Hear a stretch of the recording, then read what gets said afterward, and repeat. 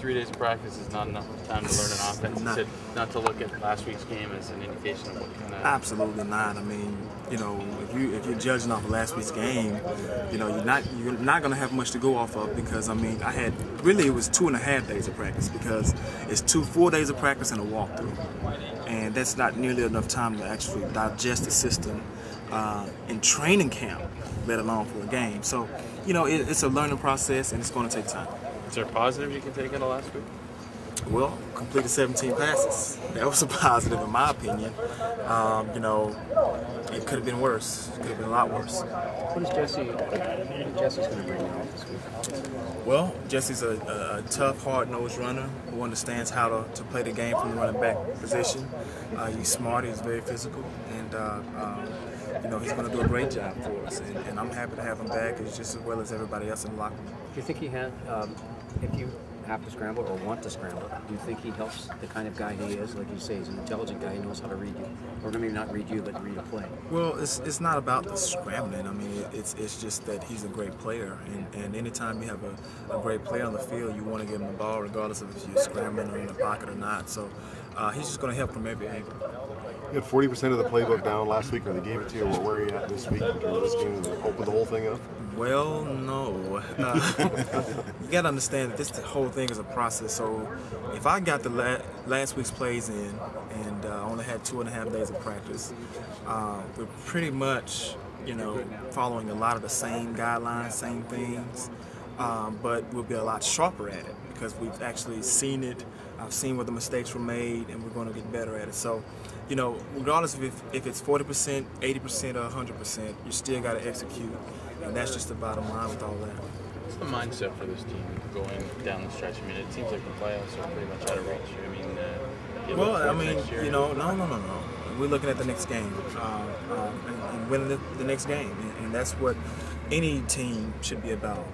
It's the mindset is to win, period. And we got to change the atmosphere, and we have to understand that this is our house, and whenever we're playing at home, we got to win football games. So, you know, the mindset is still positive from everybody's perspective, and we just have to get better as a group, and we have to gel. I mean, we hadn't had time. It's guys that are just coming in. You got Armstead just coming in a couple of weeks ago. You got myself coming in, and I mean, it's a process. It's not going to happen overnight.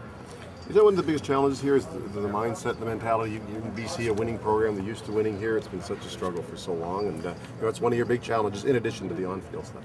Well, it's, you know, and that's coming. It's just about everybody in the locker room just believing in one another, and we're the only ones that can change the environment. It's not anybody else. It's not the media. It's not the fans. It's the guys in that locker room, and we understand that. So guys are going to step up, and we have been. They've been playing very, very hard. We just have to play smart football and understand that we can't hurt ourselves in key possessions and things like that. Casey, do you think you can still change the environment after 1-10, or is it something that may take an off-season? It just takes time. You know, you can't put a timetable on it. You just got to know that change is imminent, and whether it's in week 1 or week 17, things are going to get changed around. It's just going to happen one play at a time, and that's kind of how we are approaching it. One day, one play, and one game at a time. What do you know about Calgary? I mean, have you watched some film? Did you get a chance to? You got to watch film. That's pretty much what we have to do as players to prepare. So they're a very good football team, very physical.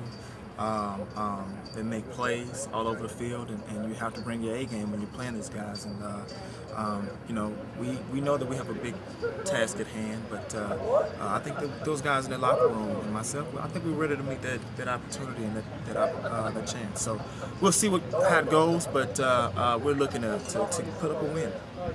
You feel you have to be a leader on this team? Well, I just feel like I have to do my part, and you know, when I'm on the field, it's the 1/12. You know, and that's what I talk to the guys about a lot, and they've expressed to me is that, you know, every guy has to handle their own responsibility, and no one guy is more important, because if one guy breaks down on offense, the whole group is subject to fail. So everybody has to do their 1/12, and when that happens, that's when you start seeing big plays, great plays, and things not being called back and things of that nature.